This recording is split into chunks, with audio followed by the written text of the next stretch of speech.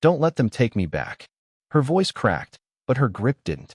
Ethan Cole stopped mid-step, dust swirling around his boots, the late afternoon sun burning low over the Arizona rail stop. He hadn't planned to stop here, hadn't planned to get involved in anything, but now she was right in front of him, fingers digging into his shirt like he was the last thing holding her up. He looked down. Bruises marked her face, faint but undeniable, shadows under her eyes, lips dry from miles of hard travel. People stood nearby, watching, whispering, but no one moved. Not one man stepped forward. Not one offered help. The station master turned away like he hadn't seen a thing. Ethan felt something tighten in his chest. "Easy," he said quietly, but she shook her head fast. "They're coming," she whispered. He didn't ask who. He didn't need to. He heard it then. Hoofbeats. Distant, but closing. Maybe a quarter-mile out. Fast enough to matter. Ethan glanced past her, scanning the horizon. 3 riders. Maybe more behind them. He looked back at her. She didn't look away. No begging now. Just waiting. Like she already knew how this ended if he stepped aside. "You got family here?" he asked. She swallowed. Shook her head once. "No one." A man nearby snorted. "She's a mail-order bride," he said under his breath. "Showed up like that. Nobody wants the trouble." Laughter followed. Low. Ugly. Ethan ignored it. His eyes stayed on her. Something didn't fit. She was hurt. Yes, but not broken. Her shoulders were still straight. Her chin lifted just enough. Like she refused to fold, no matter what had been done to her. The hoofbeats grew louder. Closer now. Maybe 200 yards. Ethan exhaled slow. He had a choice. Walk away. Stay out of it. Let whatever was coming come. Or step in. Take the weight. Take the risk. He looked at her one more time. Really looked. And made his decision. "You're coming with me." No hesitation. He moved fast. Grabbed her hand. Pulled her toward his horse. She stumbled once. Then caught herself, climbing up with more strength than he expected. Ethan swung into the saddle behind her and turned the horse hard. "Hold on," he said. She did. Tight. The riders broke over the ridge then, dust trailing behind them, voices carrying on the wind. "Stop right there," one of them shouted. Ethan didn't slow. He kicked the horse forward, muscles coiling, hooves pounding dirt. The distance closed anyway. Too fast. Too many unknowns. Then he felt it. Cold steel, pressed lightly against his side. He froze for half a breath. Her hand. A knife. "If they catch me," she said, voice low now, steady, "I won't go back." Ethan's grip tightened on the reins. His eyes stayed forward. The riders were gaining. The sun was dropping. And suddenly, this wasn't just about helping a stranger anymore. This was something else. Something deeper. Something dangerous. And he still didn't know who she really was. The horse pushed hard across open dirt, breath heavy, hooves striking fast. But the riders behind them did not fall back. They spread out instead, cutting angles, closing space like they had done this before, like they knew exactly how to track a man who thought he could run. Ethan leaned forward, low over the saddle, eyes scanning for ground he could use, rocks, trees, anything that could break the line, but the land stretched wide and empty, flat for miles, nothing to hide behind, nothing to slow them down. They know this land, he muttered, more to himself than to her. The girl stayed quiet, too quiet, the knife still pressed against his side, not threatening him, not really, but ready, always ready, like she trusted no one, not even the man who had just pulled her onto his horse. "You can lower that," Ethan said, steady. "I am not handing you over." She did not move. Not yet. The riders got closer. Maybe 100 yards now, close enough that he could hear one of them call out. Again, "You do not want this trouble, cowboy. She does not belong to you." Ethan felt that line settle heavy. Not belong. Like she was something to be claimed, traded, returned. He did not answer. He just rode harder. Then the ground shifted slightly ahead, a dry wash cutting across the land, narrow but deep enough to matter. Ethan turned the horse sharp, dropping into it, sand spraying. The horse stumbled for half a second, then found footing. They rode along the wash, hidden lower now, out of direct sight, but not safe, never safe. The sound of hooves above them followed, splitting again. One rider went left, one right. One stayed center. They were boxing him in. "They are not going to stop," she said, her voice calm now, too calm. Ethan glanced back at her, just for a second. "Neither am I," he said, then pushed forward again. The wash narrowed, walls rising slightly. 10 feet high in some places, enough to block sight, not enough to block sound. He needed a way out, fast. Then he saw it. A break ahead. A steep incline leading up to a ridge, risky, but it was the only option. Hold on tighter, he warned. He did not wait for an answer. He drove the horse up the incline. Dirt sliding under hooves, the animal strained, muscles shaking. For a moment it felt like they would not make it. Then they broke over the top, back into open land. But something changed. The wind shifted. Cooler now, carrying a different scent. Smoke. Faint, but there. Ethan slowed just enough to scan ahead. And then he saw it. Far in the distance, a cluster of structures. Maybe a ranch. Maybe a settlement. Maybe help. Or maybe more eyes. More judgment. More people ready to turn their backs like the others had. We head there, he said. But the girl stiffened behind him. The knife pressed harder for a split second. Not fear. Something else. Recognition. No, she said quickly, almost sharp. Not there. Ethan frowned, confusion cutting through the urgency. Why not? He asked, but she did not answer right away. The riders crested the ridge behind them. Closer again. Too close. And then she finally spoke. Low. Tight. Because they will not help me either. Ethan's jaw tightened. The ranch ahead was their only chance to lose the riders. But now it felt like a trap instead of refuge. He had seconds to choose again, change direction and risk open ground, or ride straight into a place that might hand her back the second they arrived, and he still did. Not know why every door behind her kept closing. We do not have time, she said, sharper now, her voice cutting through the wind as the riders closed in behind them. Ethan felt the weight of it, not just the chase, but the choice pressing down again, heavier this time. He looked ahead at the distant ranch, then back at the riders, then at the ground stretching wide with no cover, no second chances. Then you tell me where, he said, firm. Because running blind is not a plan. She hesitated, just for a second, and in that second the horse beneath them slowed, just enough for the sound of hooves behind to grow louder, closer, too close. Ethan tightened the reins, forcing the pace again. Talk, he pushed. She finally leaned closer, her voice low, almost lost in the wind. North Ridge, 2 miles. There is a narrow pass. They cannot ride through it fast. Ethan nodded once. That was something, not much, but something. He turned the horse slightly, adjusting course. The movement did not go unnoticed. One of the riders shouted. They split again, trying to cut him off before he reached higher ground. They know you are changing direction. Ethan said, more alert now, more focused. They always know, she replied. And something in the way she said it made his chest tighten. Not fear, something deeper, something like certainty. Why? He asked. Why do they want you this bad? She went quiet again, too quiet, the knife still in her hand, still steady. But now it was not about escape. It was about control, about not losing it again. Ethan did not push further, not yet. He had enough to deal with. The land began to rise slightly, the horse breathing harder, the sun dipping lower, shadows stretching long across the dirt. Then he saw it, the ridge line ahead, uneven, broken, just like she said, a narrow cut through rock that might give them a chance. That is it, he said, pushing forward. But the riders behind were already adjusting, pushing faster, one of them breaking wide to intercept. They were not guessing anymore. They were anticipating. Ethan felt it now, clear as day. This was not just a chase. This was a hunt, and they had done it before, many times. Listen to me, he said suddenly, his voice sharper. Once we hit that pass, you stay low. Do not move unless I tell you. She did not answer. Instead, she said something else, something that shifted everything.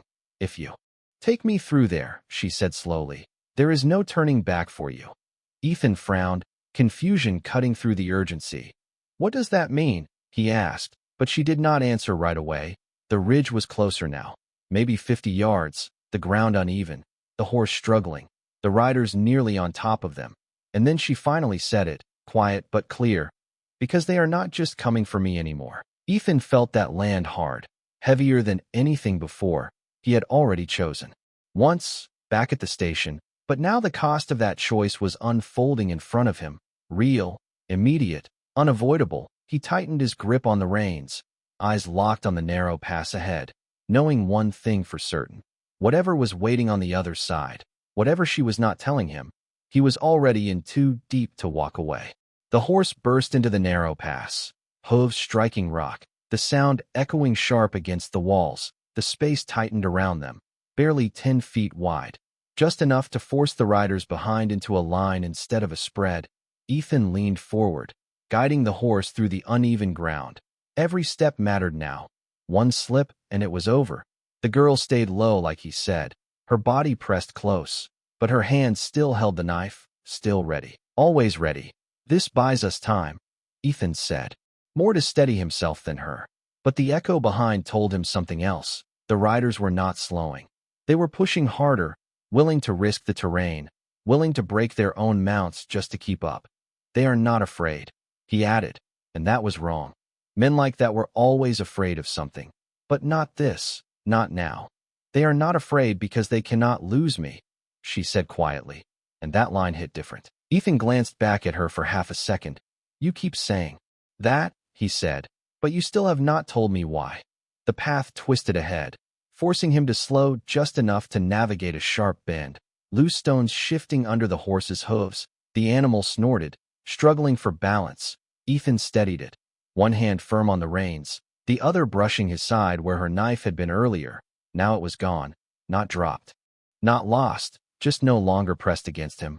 A small change, but it meant something, trust, maybe, or at least less doubt.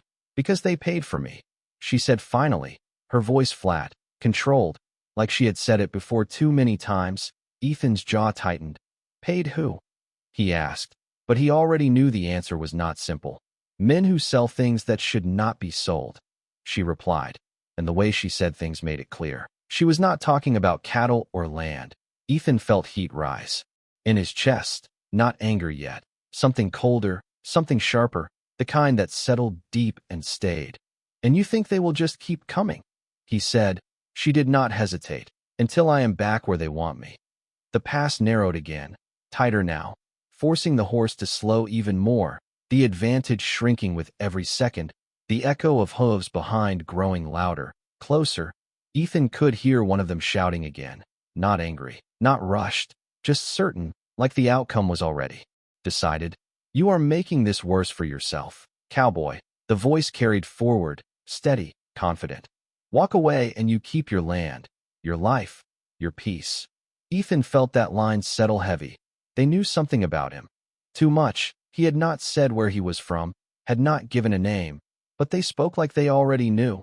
You hear that, Ethan said low. They know who I am. The girl went still behind him, just for a moment. Then she spoke, slower now, more careful. They know. Everyone in these territories. Ethan did not like that answer. It felt incomplete, like everything else she had said. Pieces, never the full picture. The pass began to open slightly ahead, light spilling in from the far side. But that did not bring relief. It brought a new problem. Open ground again. No cover, no control. Ethan slowed just enough to think, to plan. But there was no clean move, no safe path. Just choices that got worse the longer he waited. Once we are out, he said, we head east, cut across the dry flats, lose them in distance. You will not lose them, she said immediately, sharper this time, more certain. They will follow until one of us stops. Ethan exhaled slow, the pressure building again, stacking higher. He had taken her with him, made that choice, and now every mile forward made it harder to undo, harder to step back. And then she said something else, something quieter, something that shifted everything again. They are not just coming to take me back, she said. They are coming to make sure no one else tries to take me away again. Ethan felt that land heavier than anything before. The pass opened fully now, the horizon wide, empty, and suddenly the chase was not the worst part anymore. It was what came after if they did not stop it. The pass opened wide and the horse slowed just enough for the world to feel too big again. Too exposed, the wind cutting across the flat land, the riders spilling out behind them one by one, no longer forced into a line, spreading again, faster now, confident again. Ethan did not turn this time. He did not need to. He could feel them, closing, steady, certain. We cannot outrun them, she said, her voice no longer tight, no longer shaken, just clear, like she had already accepted something he had not. Ethan kept his eyes forward, scanning the land. Nothing but dry earth and distant hills, no cover, no shelter, no help, just distance and time, both running out. Then we changed the game, he said. But even as he said it, he knew the truth. There was no good move left, only harder ones. Then suddenly she shifted behind him, her grip loosening, her body pulling back. Ethan felt it instantly. "What are you doing?" he snapped, but she did not answer. Instead, she slid down from the horse. Boots hitting the dirt, steady, deliberate. Ethan pulled the reins hard, the horse stopping with a sharp snort, dust rising around them. "Get back up," he said, urgency breaking through. But she shook her head, one step back, then another, putting space between them. The riders were less than 100 yards now, their shapes clear, their voices carrying. "This is where it ends," she said, and there was no fear in it, none at all. Ethan stared at her, something cold twisting in his chest. "No," he said, stepping down from the saddle, moving toward her. "You do not get to decide that." She held up her hand, stopping him, not forceful, just certain. "If I stay with you, they take you too," she said. "Your land, your life, everything you have." Ethan shook his head, anger rising now, sharp, controlled. "I already made my choice," he said. But she stepped closer, just enough for him to see it in her eyes, not weakness, not fear, something else, something like resolve. "Then let me make mine," she said softly. And then she did something he did not expect. She placed the knife in his hand, not threatening, not defensive, just giving it to him. "If they take me," she continued, her voice barely above the wind, "do not follow, do not fight. You walk away." Ethan looked down at the blade, then back at her, the weight of it heavier than anything he had carried all day, heavier than the gun at his side, heavier than the choice he had already made. "I am not leaving you," he said, quieter now, but stronger. She almost smiled, just a flicker, gone as fast as it came. "You already did not," she replied. "That is why this matters." The riders were close now, close enough that Ethan could see their faces, their calm, their certainty, like they had already won, like this was just the last step. Ethan felt the pressure close in, every direction leading to loss, every second making it worse. And then something shifted inside him, not fast, not sudden, but solid, like a line drawn that could not be crossed back. He stepped forward, closing the distance between them again, and spoke, low, steady, final. "No one decides this but me," he said, then took her arm, firm, pulling her back toward the horse, not asking, not waiting. The riders shouted now, louder, sharper, but Ethan did not look at them. He only looked at her. "If they want you," he said, his voice tightening with something deeper now, "then they come through me first." She froze for half a second, caught between shock and something else, something breaking through the walls she had held all this time, but she did not pull away, not this time. And as Ethan swung back into the saddle and pulled her up with him, one question burned harder than anything else. Why was she so ready to give herself up, and what had they done to make her believe that was the only way out? The horse surged forward again, dust exploding behind them. But this time Ethan did not look for escape. He looked for ground he could control, something that gave him a chance to stand instead of run. The riders were close now, too close, their voices cutting through the wind, steady, confident, like they had already decided how this would end. Ethan felt it pressing in from every side, the distance shrinking, the options narrowing, the weight of his choice settling heavier with every second. "They will not stop," she said behind him, quieter now, not warning, just truth. Ethan nodded once, his jaw tight. "Then neither will I," he answered. But the words hit different now, no longer just defiance, something deeper, something final. He pulled the reins hard, slowing the horse just enough to turn slightly toward a stretch of broken ground ahead, scattered rocks, uneven dips, not enough to hide, but enough to change how this played out. "What are you doing?" she asked, tension rising, again in her voice, ending the running. He said, simple, direct. The horse slowed further, then stopped, dust settling around them as the riders closed the last distance, spreading out again, forming a loose circle, not rushed, not chaotic, controlled, like they had done this many times before.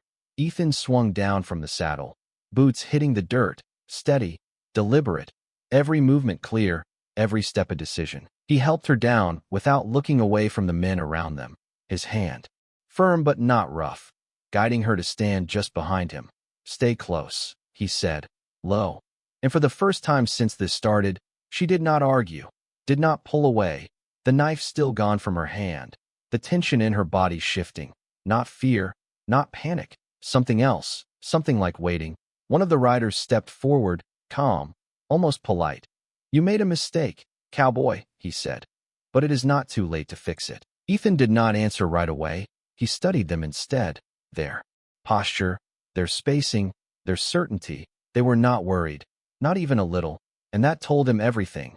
They believed this was already over, that he would fold, like everyone else had, that he would step aside once the pressure was clear. Ethan felt something settle inside him then, something quiet but unshakable, a line he had crossed without fully realizing it until now. There was no stepping back from this, no safe way out, no version of this where he walked away clean. "She is not yours," Ethan said finally, his voice even, controlled. The man smiled slightly, like he had expected that. "Everything has a price," he replied. "You just do not know it." Yet, Ethan took one step forward, putting more space between her and them. The movement small, but it shifted everything. It said enough without saying more. The circle tightened just a little, the pressure rising again. But Ethan did not move back, did not hesitate. The man's eyes narrowed slightly, recalculating now. "You do not understand what you are holding on to," he said, slower this time. "You take one more step with her, and this follows you everywhere. Your land, your cattle, your name, everything." Ethan felt that land, felt the weight of it, the life he had built, the quiet he had earned, all of it hanging in the balance now. And for a split second, just a split second, the doubt tried to creep in, tried to offer an easier path, step aside, let it end, go back to what was his. But then he heard her breathing behind him, steady but thin, felt the way she stayed close without being told, without fighting him this time. And something shifted fully into place, not hesitation anymore, not conflict, just clarity. "Then it follows me," Ethan said, firm, final, no room left for anything else. The air went still for a moment, the riders exchanging glances, something changing in their calculation, not fear, but recognition. This was not going to be simple anymore. And as the silence stretched, heavy and sharp, one question remained. If they were willing to risk everything to take her back, then what exactly had she escaped from that made her worth this much? Trouble. The silence broke first with Ethan's hand moving, not to his gun, not yet, but to the reins. He stepped back, grabbed the horse, and pulled it sharply between him and the riders, creating space, creating a line they had to cross to reach her. The move was simple, but it changed everything. It said he was not stepping aside, not negotiating, not leaving. The lead rider's expression shifted, just slightly, the calm cracking at the edges. "Think carefully," the man said, voice lower now, more direct. "You are not built for this kind of fight." Ethan did not answer. Instead, he reached back, took her hand, and placed it firmly on the saddle. "Get on," he said. No hesitation, no doubt. She froze for half a second, searching his face, like she needed to be sure, like she needed to see if he would break at the last second. He did not. His eyes stayed steady, locked, unshaken. "Now," he added, sharper. She moved, fast this time, climbing up without another word. And that was it. That was the moment. The line fully crossed, no return left behind. The riders saw it too. The shift was immediate. Their posture changed. No more patience. No more calm distance. One of them urged his horse forward a step, testing, pushing. Ethan responded just as fast, stepping forward, closing the gap instead of retreating, forcing the space to collapse on his terms. The tension snapped tight, like a wire about to break. "Last chance," the man called out, but there was no offer in it anymore, only warning. Ethan swung up into the saddle in one smooth motion, pulling the reins hard, turning the horse sideways, placing himself directly between her and them. His hand dropped to his gun now, not drawing, not yet, but ready, clear, visible. The message set, no words needed. The riders spread again, slower this time. Cautious, recalculating. This was no longer a simple retrieval. This was resistance, real resistance, and it changed the risk, but not their intent, never their intent. The wind shifted again, carrying dust across the ground, blurring the space between them for just a second. Ethan used it, kicking the horse forward, not away, but through the weakest point in their line, forcing a gap, forcing movement. The riders reacted instantly, turning, adjusting, trying to close it, but the timing was off, just enough. The horse burst through, clearing the line before it fully formed, and suddenly, they were moving again, not escaping, but breaking the trap, the ground ahead uneven, unpredictable, but open enough to run. The riders regrouped behind them. Faster now, sharper, no hesitation left. Ethan leaned low, pushing the horse harder, but he knew it. This was not over, not even close. He had made it worse, made it real, made it final, and behind him, he felt her grip tighten again, not in fear, not like before, something else, something stronger, something that had not been there at the start. Trust, fragile but real, and that changed something inside him too. But it also raised a new question, one he could not ignore anymore. If they were willing to risk this much, chase this hard, and threaten everything he had just to take her back, then what kind of place was she running from? And what would happen when they finally reached it? The horse ran hard across the broken ground, hooves slipping on loose rock, then catching again. The rhythm uneven, dangerous, but still moving. Ethan leaned low, guiding every step. Every shift of weight mattered now. One mistake, and they would lose everything. Behind them, the riders regrouped fast, tighter this time. No more testing, no more hesitation. They had seen enough. They knew he would not stop, and that changed how they moved, sharper, more direct, cutting angles instead of chasing. Straight. They are closing again, she said, her voice steady but closer to him now. Not pulling away, not holding back. Ethan nodded once, eyes scanning ahead. The land dipped slightly, then rose again into a stretch of jagged terrain, narrow paths between rock outcroppings. Not a clean escape, but something he could use. We go through there, he said, already turning the horse, but she stiffened behind him, just for a second, enough for him to feel it. That is not just rock, she said, quietly. That is boundary land. Ethan frowned, confusion cutting through the urgency. Boundary for who? He asked, but she did not answer right away. The riders were less than 100 yards again, one of them already breaking wide, trying to cut them off before they reached the rocks. For people who do not welcome strangers, she said finally. And there was something else in her voice now. Not fear. Not exactly. Something deeper, something tied to memory. Ethan tightened his grip on the reins. The choice hit again. Turn away and stay in open ground where the riders had advantage, or push into land that might reject them just as hard, maybe worse. But behind them was certain, ahead was unknown, and unknown was still a chance. We are not turning back, he said, firm, and drove the horse forward into the narrow paths. The terrain changed instantly, tighter, uneven, forcing the riders to slow if they followed. The sound of hooves behind them shifted, less smooth, more cautious, but still there, still coming, always coming. The rocks rose higher on either side, casting long shadows. The air cooler here, quieter, but not safe. Never safe.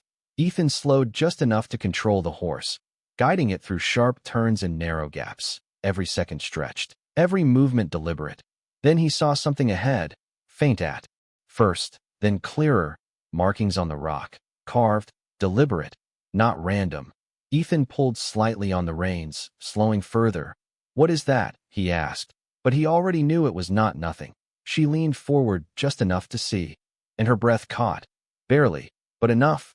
We should not be here, she said, and that was the first time since he met her that her voice held something close to fear.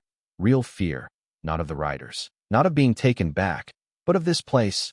Ethan felt that land, heavier than anything behind them.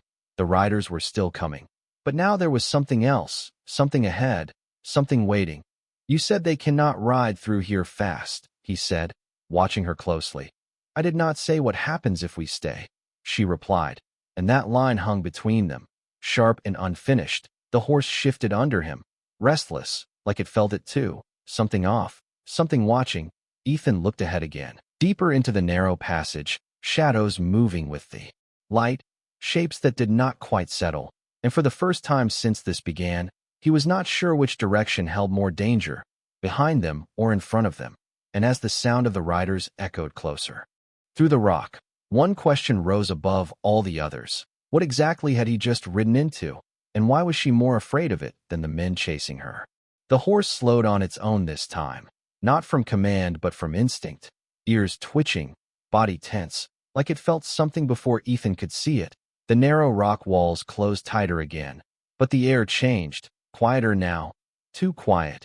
Even the echo of the riders behind seemed distant for a moment, like the land itself was holding its breath. Ethan tightened the reins, scanning the shadows ahead, every instinct telling him this place was not empty. "Keep moving," he said low, but the horse hesitated. One step, then another, careful, uncertain. "It does not like this place," she whispered, closer now, her voice barely there. Ethan exhaled slow, forcing calm into his hands, guiding the animal forward again. The path twisted sharply, blocking any clear view ahead, but then he saw it. Not movement, not exactly. More like presence, shapes along the rocks, still, silent, watching. Ethan slowed again, not stopping, but not rushing either. "We are not alone," he said under his breath. She did not answer, but her grip tightened just enough to confirm it. Behind them the riders reached the entrance of the narrow passage, their horses slowing immediately, the sound of hooves breaking rhythm, hesitation for the first time since the chase began. Ethan glanced back, just a second, enough to see it. They were not pushing in as fast now. They were careful, cautious, like they knew something about this place he did not. "Why are they slowing?" he asked, but she shook her head, slightly. "Because this land does not belong to them," she said. And there it was again, that line, that boundary he had crossed without knowing the rules.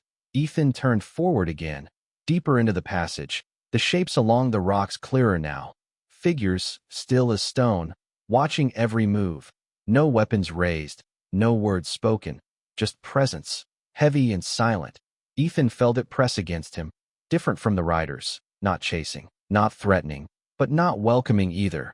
"Do not stop," she whispered suddenly, urgency back in her voice. "If we stop, they decide what we are." Ethan frowned, confusion cutting through the tension. "And if we keep moving?" he asked, but she did not answer right away. The path opened slightly ahead, leading into a wider clearing surrounded by rock, a natural basin, no easy way out once inside. Ethan saw it and understood immediately, a trap if they chose wrong.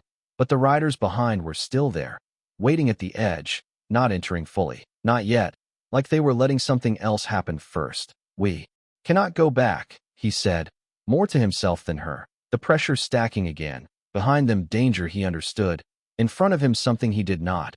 And then she finally answered, her voice tight, controlled. "If we keep moving, they might let us pass." Ethan felt that word land heavy. Might, nothing certain, nothing safe. Just another risk layered on top of everything else. The horse stepped forward into the clearing, slow, careful, the figures along the rocks shifting slightly now, not closing in, not stepping away, just watching, always watching. Ethan kept his hands steady, his breathing even, every movement deliberate, but inside the tension climbed higher, sharper. This was no longer just a chase, no longer just a choice between run or stand. This was something else, something deeper, and as the riders remained at the edge, refusing to enter fully, one question pressed harder than all the rest. What kind of place made men like them hesitate, and what would happen if he crossed one more step deeper into it? The clearing held them in place like a held breath. The horse stopped without command, muscles tight, head low, refusing to move further. Ethan did not force it, not yet. His eyes moved instead, scanning every edge of the basin, every shadow, every still figure standing along the rock walls. They had not stepped closer, but they had not stepped away either, just watching, measuring, deciding, and that was worse, far worse than a direct threat. Behind them the riders waited at the edge, their horses restless, their formation broken for the first time, not from fear, but from hesitation, real hesitation. Ethan felt the weight of it from both sides now, pressure, closing in, no clean direction left. This is where it ends. One of the riders called out, his voice echoing across the stone, calm but sharper now. You brought her here. Now let them deal with her. Ethan did not turn, not fully, just enough to see them at the edge, not crossing, not daring to cross. And that told him everything. Whatever this place was, it held power even they respected. You said they might let us pass. Ethan said low, not taking his eyes off the figures ahead. She did not answer right away. Her breathing shallow now, tension breaking through again. They decide who belongs, she said finally, and who does not. Ethan felt that line land heavy. Not about land, not about territory, about judgment, about something deeper, and suddenly the choice was not just his anymore. It was theirs too, the silent watchers along the rock, the riders behind, and the woman beside him caught between both. Step away. The rider called again, louder now. This is not your fight. Ethan closed his eyes for half a second, just one, enough to feel it all, the land, the pressure, the weight of everything he stood to lose. And then he opened them again, clearer, steadier, the doubt gone, replaced by something solid, something that did not move. He stepped down from the horse slowly, deliberately, his boots hitting the ground with a final kind of sound. No rush, no panic, just decision. He turned slightly, enough to face both sides without giving either his full back. Then, he reached up and helped her down again, his grip firm, grounding. She hesitated this time, just for a second, like she felt the shift too, like she understood this was something different, something final. Stay with me, he said, low. And she did, stepping close, not behind him, but beside him now, and that changed everything. The figures along the rocks moved then, not fast, not aggressive, just enough to show they were no longer only watching. They were responding. The air tightened. Instantly, the riders behind shouted something. Frustrated now, losing control of the situation. You do not understand what you are doing. The rider called out again, but this time it carried something else. Urgency, even fear. Ethan ignored it, his focus forward, on the figures stepping slowly down from the rocks, closing the distance, silent, measured. And then one of them stopped just a few steps away, not hostile, not welcoming, just present, waiting. Ethan felt the moment stretch. This was it, the point where everything turned, not with force, not with speed, but with choice, real choice, and he made it clear without words. He took one step forward, placing himself between her and both sides, not handing her over, not stepping back, not asking permission, just standing there, steady, unyielding. And for the first time since the chase began, the question was no longer what would happen if he lost her, but what would happen now that he refused to let anyone decide her fate, but her own. The figure in front of Ethan did not speak at first, did not reach for anything, did not threaten, just stood there, eyes steady, reading him, reading her, reading the space between them. And then something shifted, not in the air, not in the riders behind, but in her, the woman beside him. Her posture changed, subtle but clear, her shoulders straightened, her breathing slowed, like something inside her had finally settled. Ethan felt it before he saw it, turned slightly, just enough to catch her expression. And for the first time since this began, she did not look like someone running. She looked like someone returning. You know this place, he said quietly, and she nodded once, slow, certain. The figure ahead stepped closer, just one step, and that was enough to draw every eye. The riders behind shifted, restless now, uncertain. She should not be here. One of them called out, but his voice carried less weight now, less control, like something had already slipped from there. Hands, the figure in front of Ethan ignored them completely, eyes never leaving her, and then spoke, voice low, calm, carrying without force. You came back. The woman beside Ethan exhaled slowly, like she had been holding that breath for miles, for days, maybe longer. I did not choose to leave, she answered, her voice steady now, no hesitation, no fear, and that was the moment it broke open, the silence. The tension, the uncertainty, everything shifted at once. Ethan felt it like a line snapping into place. The watchers along the rocks moved closer, not aggressive, not rushed, but present, surrounding without closing in, forming something like a boundary, not against them, but around them. And suddenly the riders behind were the ones outside, The ones held at a distance. She belongs to us. The rider shouted again, louder now. But it sounded different, strained, like he was trying to reclaim something already lost. The figure in front of Ethan did not even turn, did not acknowledge the claim, just looked at her. You crossed the boundary, the figure said, and he brought you back. Ethan felt that word land. Brought. Not delivered. Not returned. Brought. Chosen. Intentional. The difference mattered, more than he expected. The woman stepped forward then, just a half step, enough to stand fully beside him, not behind, not hidden.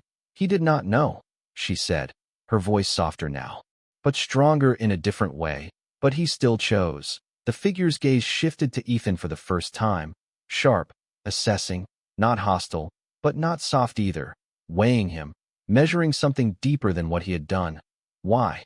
The figure asked simply, and Ethan did not answer right away, not because he did not have one, but because the truth was not simple, not clean. It was messy, instinct, memory. Something about the way she stood, even when everything told her to fall. He finally spoke. Low, steady, because she asked. The answer hung there, simple, but it carried more than it said. The figure held his gaze for a long second, then nodded, just once, small, but enough. And that was it. The shift completed. The watchers along the rocks stepped forward again, not closing in on Ethan, but forming a line between them and the riders behind. Clear, undeniable. The boundary now visible in a way it had not been before. The riders reacted instantly, pulling back slightly. There. Certainty gone, replaced by calculation, hesitation. This is not over. One of them called out, but it sounded weaker now, less certain, like a promise they were no longer sure they could keep. Ethan exhaled. Slowly, the tension in his chest easing just a fraction. Not gone, never gone, but changed. He had made his choice, and for the first time, it had given something back. Not safety, not yet, but ground, something to stand on. And as he glanced at her again, saw the way her eyes no longer searched for escape, but for something else entirely. One question remained.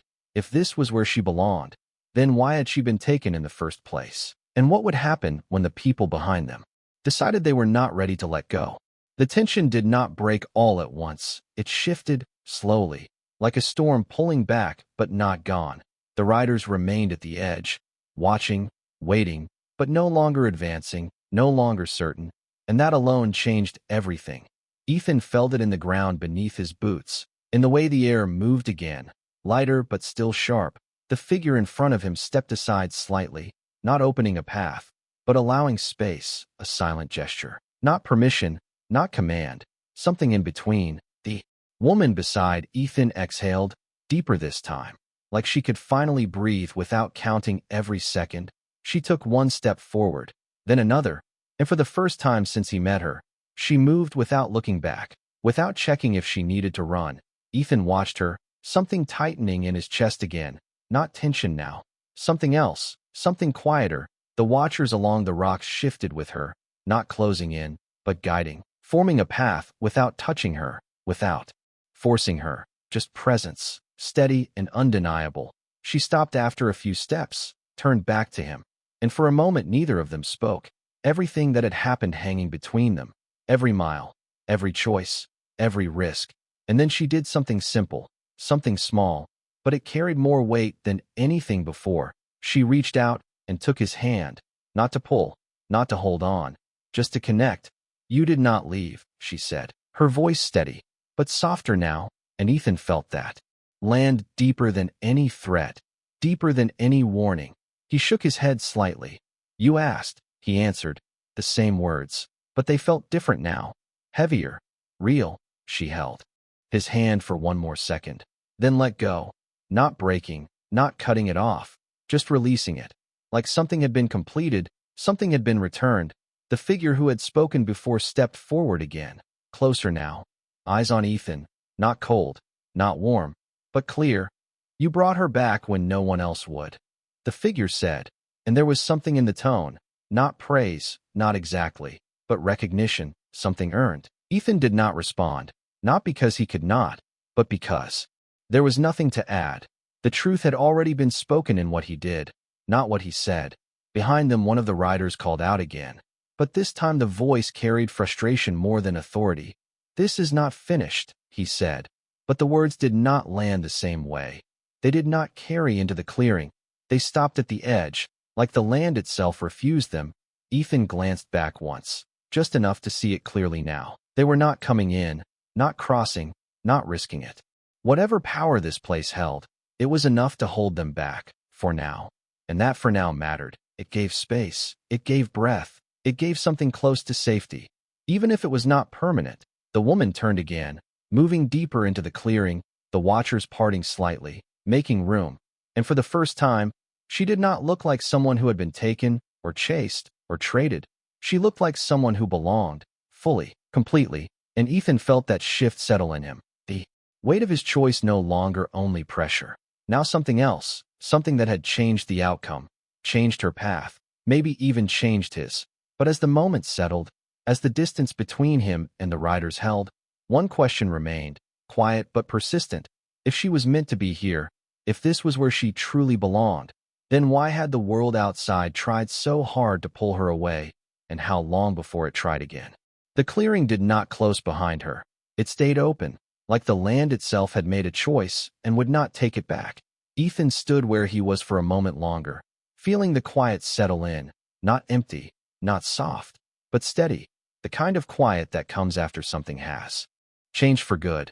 He looked at her as she moved further into the circle of watchers, her steps no longer careful, no longer measured by fear, just natural, like she had walked this ground her whole life. And maybe she had. Maybe this was always where she was meant to stand. She paused once more, just before she fully crossed into them, and turned back again, not because she had to, but because she chose to. Her eyes found his, clear now, no shadow left in them. And in that moment, everything they had been through felt real in a different way, not just survival, not just escape, but something that had led here, something that had been worth the risk. "You changed it," she said softly, not loud, not dramatic, but certain. Ethan shook his head slightly, the same way he had before, but this time it carried something else, something quieter, something deeper. "You did," he replied, and she held his gaze for one more second, long enough for it to mean something. Then she turned and stepped fully into her place among them. The watchers closed in slightly, not to hide her, not to take her, but to welcome her, to anchor her. And just like that, she was no longer the woman at the station, no longer the one being chased. She was something else entirely, someone who belonged. Ethan let out a breath he did not realize he had been holding, the weight in his chest shifting, not gone, but different now. Behind him the riders finally pulled back, slow at first, then turning fully, retreating without another word, their presence fading into the distance like a storm that had lost its hold. Ethan watched them go, not relieved, not completely, but aware that something had ended, at least for now.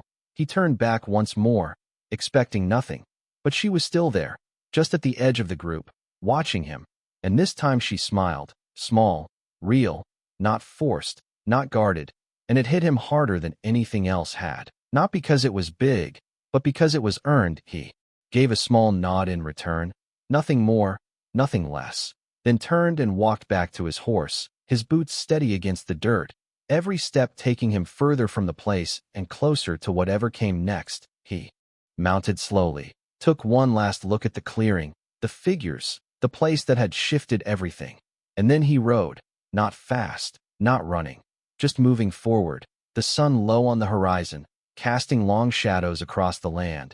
And as the distance grew, the questions did not leave him. They stayed, quiet but present. What had they taken from her to make her run that far? And now that she was back, would they come again, stronger, smarter, more prepared? And if they did, would he still be the man who stepped forward when someone reached for him and said, "Do not let them take me back"?